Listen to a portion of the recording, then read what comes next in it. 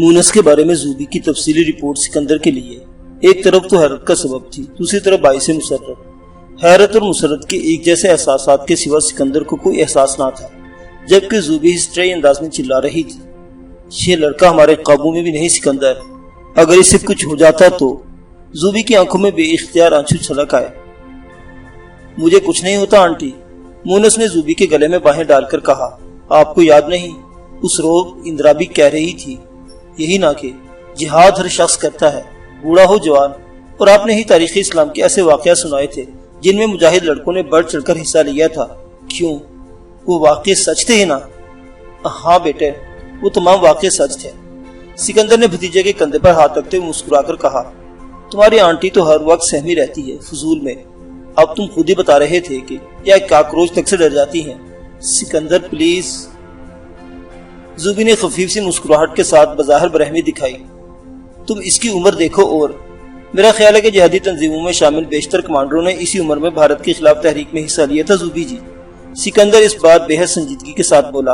اشرف ڈار، اشفاق، ٹیپو، شمس الحق، ان کے بارے میں تو یقین ہے کہ وہ لڑکپن حصے تحریک آزادی میں شامل ہو گئے تھے۔ پھر اب سید صلاح الدین، احسن ڈار، اعظم انقلابی، محمد یاسین بٹ، فاروق احمد، شجاع عباس اور بشیر شاہ کی عمریں بھی تو اتنی زیادہ نہیں ہے کہ ہم انہیں بوڑھا کہہ سکے۔ عبدالوحید کے بارے میں تو بس کرو سکندر، زوبی نے سر جھٹکتے ہوئے کہا۔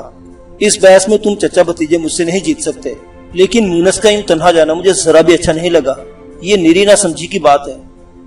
پھر میں کس کے ساتھ لے جاتا زوبی آنٹی؟ مونس ہنس پڑا۔ وہاں سب عورتیں تھیں، تو کیا عورتیں جہاد میں حصہ نہیں لیتی؟ زوبی نے غرا کر پوچھا۔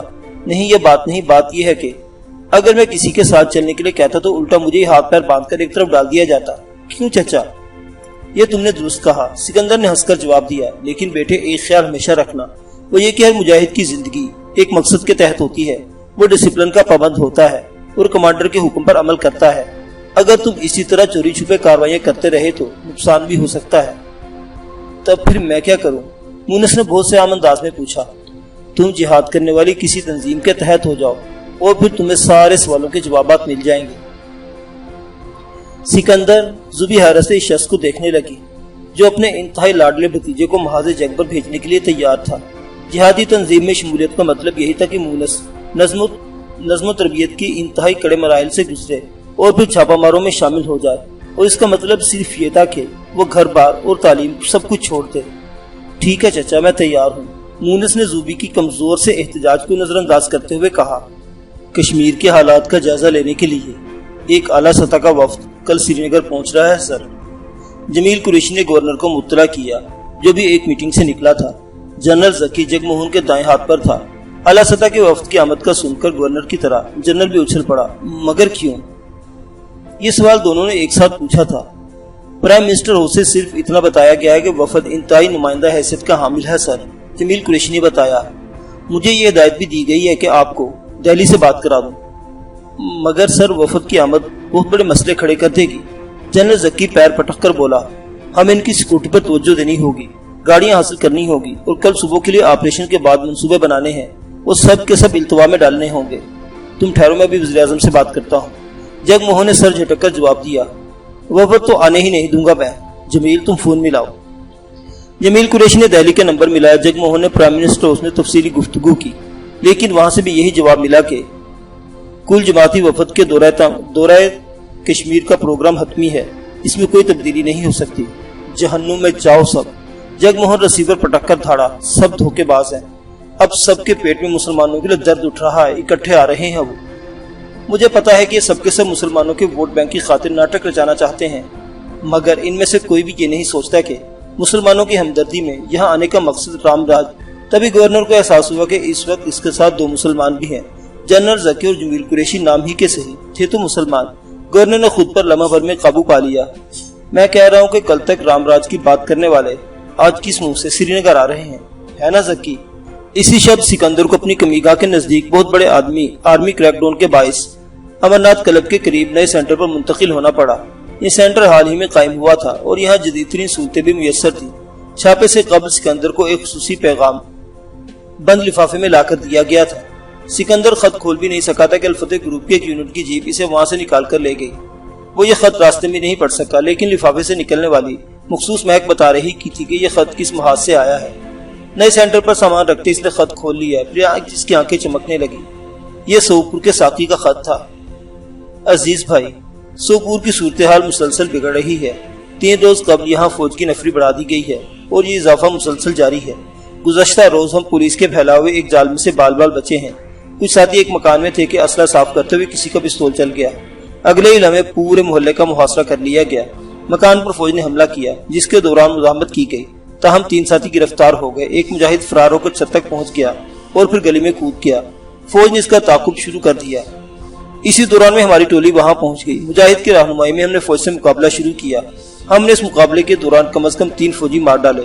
اس کے بعد ہم وہاں سے نکل آئے۔ اس واقعے کے بعد اب سوپور کی سڑکوں پر زبردست گشت شروع ہو گیا ہے۔ ہر طرف تلاشی لی جا رہی ہے۔ 3 روز میں ہم 4 ٹھکانے بدل چکے ہیں۔ ابھی کل ہم جہاں تھے اسی گلی میں سامنے والے مکان پر چھاپا پڑا۔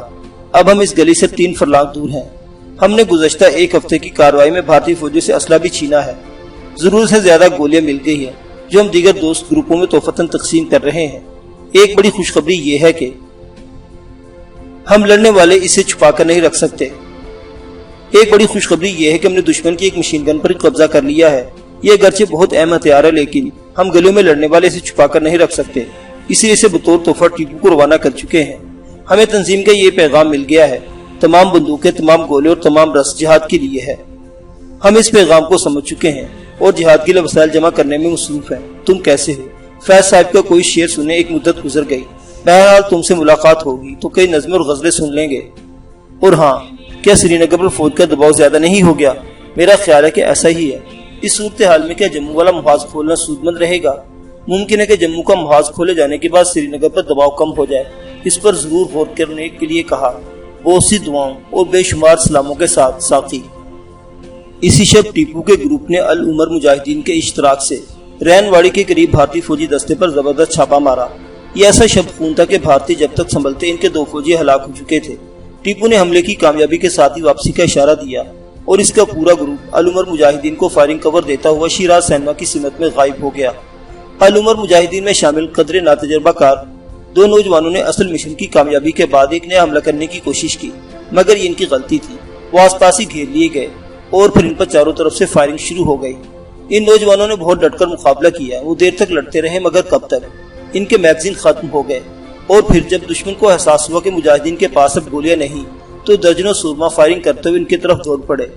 2 نوجوان شہید ہو گئے اور جب بھارتی فوجی ان کے قریب آئے تو شہیدوں کے جسم ساکت ہو چکے تھے۔ ان ساکت جسموں سے بھی خوف کا یہ عالم تھا کہ فائرنگ جاری رہی۔ اب ایک بھارتی کپتان اپنا پستول ان پر خالی کر رہا تھا۔ ایئرپورٹ پر زبردست پہرا تھا۔ رن وے کے ارد گرد دمدمے بنے ہوئے تھے جن میں مشین گنیں نصب تھی۔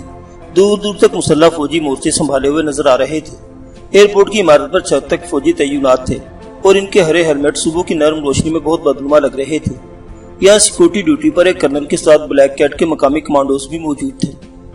نائب وزیر اعظم دیوی لال کو دیکھتے ہی جگ موہن کے مشیر وید مہرا کا چہرہ پسینے سے تر ہو گیا۔ گورنر کی عدم موجودگی اب اسے بری طرح کھلنے لگی۔ یہ صورتحال پروٹوکول کے ضابطوں کے خلاف تھی۔ اس نے وائرلیس پر گورنر کو پیغام دیا کہ وفد میں کتنے اہم افراد شامل ہیں۔ نائب وزیر اعظم کے ساتھ وزیر ریلوے جارج فرنانڈس، وزیر قانون دینش گوسوامی اور سابق وزیر اعظم راجیو گاندھی بھی ہیں۔ سرکار، آپ کو یہاں موجود ہونا چاہیے تھا۔ فکر مت کرو، دیوی لال کو میں سنبھال لوں گا، گورنر نے جواب دیا۔ میں ذکی کے ساتھ گفتگو کر رہا ہوں، تم انہیں پورے احترام سے ہوٹل تک پہنچا کر مجھے رپورٹ دو۔ جب جگ موہن نائب وزیر اعظم سے ملنے ہوٹل سنتور پہنچا تو دیوی لال ایک خط پڑھ رہے تھے۔ ان کی پیشانی پر بل تھے اور وہ سوچ رہے تھے کہ یہ خط کس نے لکھا ہے اور ان تک کیسے پہنچا۔ جناب والا، میں ہندو پنڈت ہوں اور آج کے حالات میں یہ سوچنے پر مجبور ہوں کہ ہند سرکار نے کشمیری عوام کو بھوکے کتوں کے سامنے ڈال دیا ہے۔ ایک زمانہ تھا کہ جب یہاں وادی کشمیر میں ہندو مسلمان ایک گھاٹ سے پانی پیتے تھے، لیکن ہند سرکار کی پالیسیوں نے زمانہ ہی بدل دیا ہے۔ اب یہاں وہ رواج نہ رہا جو پہلے تھا۔ مسلمانوں کو ہر طرح سے لوٹا جا رہا ہے، جس کی وجہ سے ہندوؤں کے خلاف نفرت بڑھ رہی ہے۔ یہاں بھارتی فوج، سیکورٹی فورسز اور سینٹرل ریزرو پولیس بھارتی قوم کی علامت نہیں، ظلم و درندگی کے دیوتا کے طور پر پہچانی جا رہی ہے۔ یہاں بھارتی فوج کے ہر رام داس کو ہر عبداللہ تقریب کار اور شرپسند لگتا ہے۔ یہ کتنی ستم ظریفی ہے کہ بھارتی سینا کا اگر کوئی جوان زخمی ہو جائے تو اس کا بدلہ بے گناہوں کو قتل اور بستیوں کو جلا کر لیا جاتا ہے۔ یہاں جگ موہن جی نے لوٹ مار اور قتل عام کی کھلی چھٹی دے رکھی ہے۔ ہم ہندو پنڈت اچھی طرح جانتے ہیں کہ گورنر ہمیں زبردستی سری نگر سے نکال رہا ہے۔ اب تک 30,000 ہندو کشمیر سے فرار ہو کر دہلی یا جموں جا چکے ہیں۔ ہمیں پرکھوں کے مکان چھوڑنے پر مجبور کیا جا رہا ہے۔ حفاظتی دستے حفاظت نہیں دہشت گردی کے مرتکب ہو رہے ہیں۔ انہوں نے چھانا پورا میں جو کچھ کیا اس کو سن کر اگر آپ کی آنکھوں میں آنسو نہ آ جائے تو آپ انسان نہیں ہوں گے۔ ہمیں کچھ روز قبل ہمت پورا کے قریب جو تفصیلات ملی وہ سر جھکا دینے کے لیے کافی ہیں۔ 18 جنوری 1990 کی صبح اس گاؤں کی 2 خواتین 25 سالہ زونا اور 34 سالہ فاطمہ ٹوکرے اٹھائے بالن لینے جنگل کی طرف روانہ ہوئی تو انہیں گورنر کے آنے جانے کا کوئی علم نہ تھا، لیکن فوج کو علم ہو چکا تھا۔ اسے کھلا ہاتھ مل گیا، لہٰذا ان درندوں نے دونوں عورتوں کو جنگل میں دبوچ لیا۔ بندوق کی نوک پر دونوں کی آبرو ریزی کی گئی اور پھر فوجی کیمپ لے جایا گیا۔ یہاں ان مظلوم عورتوں کے ساتھ جو کچھ ہوا قلم و سپرد تحریر کرنے سے بھی قاصر ہے۔ انہیں 3 دن تک وہاں رکھا گیا۔ اس دوران ان کے کمرے میں کتنے درندے آئے اس کا کوئی حساب نہیں۔ پھر جب ان دونوں کی حالت غیر ہونے لگی تو انہیں ہمت پورہ کے قریب پھینک دیا گیا، جہاں عام لوگوں نے دیکھ لیا۔ پھر اس روح فرسا واقعے کی رپورٹ تھانہ کپواڑہ میں درج کرائی گئی۔ ہمارے اپنے ذرائع کا کہنا ہے کہ رپورٹ درج ہونے کے بعد متعلقہ فوجی کیمپ کے افسر نے تھانے کے عملے کو گالیاں دی اور دھمکیاں دی۔ اب تمام تھانوں کو یہ حکم ملا کہ فوج کے خلاف کسی قسم کی رپورٹ درج نہ کی جائے۔ اس حادثے کے زخم ابھی ہرے تھے کہ جامع قدیم سوپور ایک مسلمان نابالغ لڑکی کو بارڈر سیکورٹی فورسز کے جوان دہاڑے اٹھا کر لے گئے۔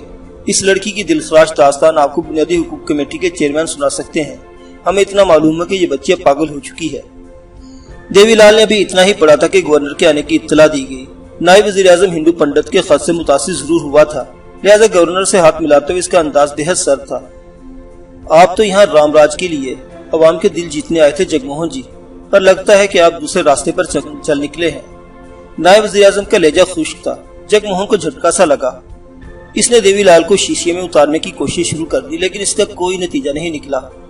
نائب وزیر اعظم کا خیال یہ تھا کہ جگ موہن کی پالیسی کشمیر کو پاکستان سے اور قریب کر دے گی۔ پھر جب وفد کے سرکاری اراکین سے گورنر کی ملاقات ہوئی تو اسے اچھی طرح اندازہ ہو گیا کہ زمین اس کے پیروں تلے سے کھسک رہی ہے۔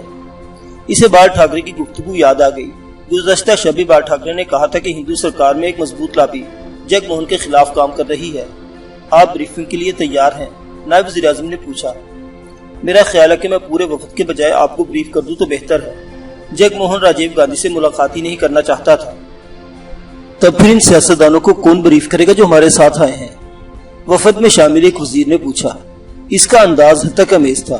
گورنر خون کے گھونٹ پی کے رہ گیا۔ اسی بحث و تمیز کے دوران وہ سب کانفرنس روم میں داخل ہو گئے۔ وہاں راجیو گاندھی کو دیکھ کر گورنر سہم سا گیا۔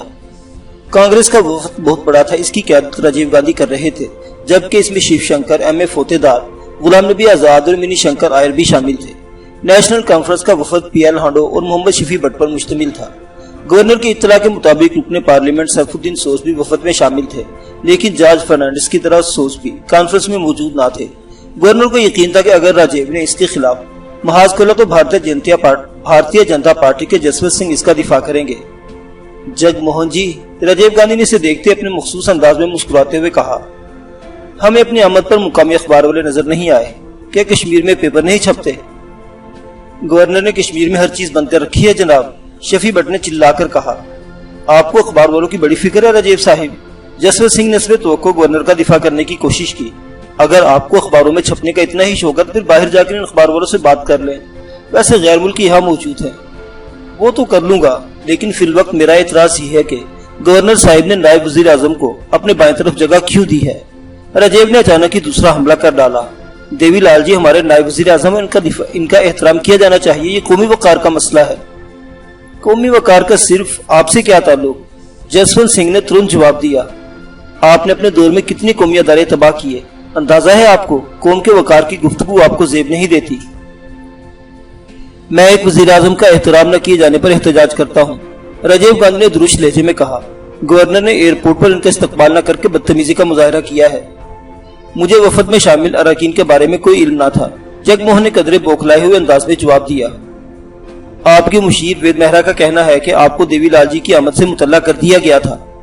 ایک minute, communist party of India کے بپلب گپتا نے کانفرنس کو افراتفری کی نظر ہوتے دیکھ کر زور سے کہا، یہ کانفرنس خفیہ نوعیت کی ہے، مگر یہاں اخبار والے کیوں موجود ہیں اور وہ بھی غیر ملکی صحافیوں کو کانفرنس ہال سے نکال دیا گیا۔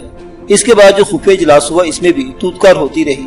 ایک مرحلے پر راجیو نے گورنر سے کہا، جب میں وزیر اعظم تھا تو آپ اس وقت بھی گورنر تھے جگموہن جی۔ اس وقت آپ نے آرٹیکل 370 کے بارے میں جو کچھ کہا تھا وہ مجھے آج بھی یاد ہے، اور اس آرٹیکل کے بارے میں جو آپ نے کہا تھا وہ بھی مجھے یاد ہے جناب۔ گورنر نے تلخ لہجے میں جواب دیا۔ پھر جب راجیو نے شہر کا دورہ کرنے کی درخواست کی تو گورنر نے سیکورٹی کا بہانہ بنا کر اسے ٹال دیا۔ بریفنگ کے دوران بھی تلخی جاری رہی۔ بعض حساس موضوعات پر گورنر نے وفد کے کچھ بتانے سے انکار کر دیا اور یہ اصرار کرتا رہا کہ وادی میں پاکستان نواز عناصر نے جو گڑبڑ پھیلا رکھی ہے اسے کچلنے کے لیے مزید اختیارات دیے جائیں۔ اجلاس سہ پہر تک جاری رہا اور 4 بجے کے بعد لنچ شروع ہوا۔ اس وقت صحافی بھی موجود تھے۔ انہوں نے راجیو گاندھی کو گھیر رکھا تھا۔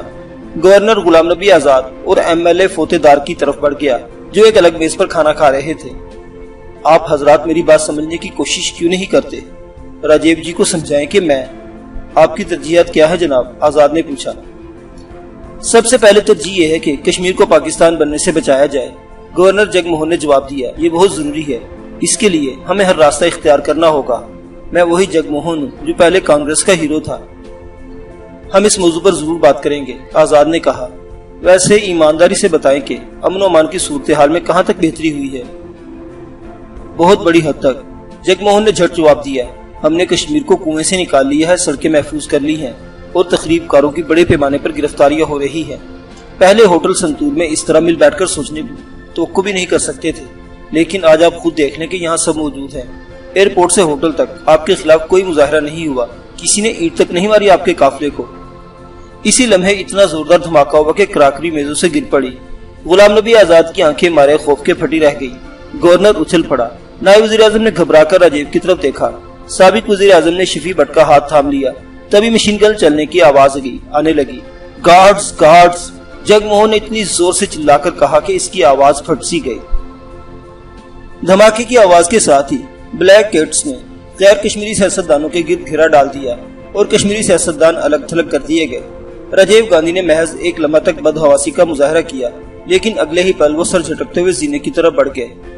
میں اپنے کمرے میں ہوں، راجیو نے بطور خاص کسی کی طرف دیکھے بغیر کہا۔ اگر حکام سیکورٹی کا بندوبست کر سکے تو میں شہر کا دورہ کرنا چاہوں گا۔ گورنر جگموہن نے معنی خیز نظروں سے اپنے مشیروں کی طرف دیکھا۔ راجیو کا مطلب واضح تھا، وہ دھماکے کی آواز سے قبل شہر کا دورہ کرنے پر مزید تھے، مگر اب انہوں نے سیکورٹی شرط رکھ لی تھی۔ رپورٹ گورنر نے نائب وزیر اعظم کے جاتے ہی نمودار ہونے والے ایک افسر سے پوچھا۔ دھماکہ ہوٹل سے 100 گز دوری ہوا ہے جناب، افیسر نے بتایا۔ کسی نے مونسٹیپلی کے ٹرک میں بم رکھ دیا تھا جو اپنے وقت پر پھٹا۔ ٹائم ڈیوائس تھی سر۔ کوئی گرفتاری؟ آس پاس کے علاقوں میں چھاپے مارے جا رہے ہیں، انٹیلیجنس آفیسر نے کہا۔ مکمل ناکہ بندی کر دی گئی ہے۔ ٹھیک ہے۔ شری راجیو گاندھی شہر کا دورہ کرنا چاہتے ہیں، تمہاری کیا صلاح ہے؟ گورنر کے لہجے میں نفرت بھری ہوئی تھی۔ ناممکن سر، اس ماحول میں کسی بھارت نواز شخص کا باہر نکلنا خطرناک ہے۔ پھر تو وہ سکھوں اور تاملوں کے نشانوں پر بھی ہیں جناب۔ تم یہ بات اوپر جا کر انہی کو بتا دو، جگموہن نے تلخ انداز میں ہنستے ہوئے کہا۔ پھر بھی اگر وہ شہر کی سیر کرنا چاہیں تو انتظامات کرا دینا۔ وہاں سب کو علم تھا کہ راجیو گاندھی اب سری نگر کی سیر کے لیے ہرگز تیار نہیں ہوں گے۔ پھر ہوا بھی یہی، وفد نے عوام سے ملنے کا پروگرام منسوخ کر دیا۔ معزز سامعین حضرات، جدوجہد آزادی کشمیر کے ابتدائی دور کی یہ داستان ابھی جاری ہے۔ بقیہ واقعات اگلی قسط میں۔ دیکھتے رہیے اردو داستان۔ اللہ حافظ۔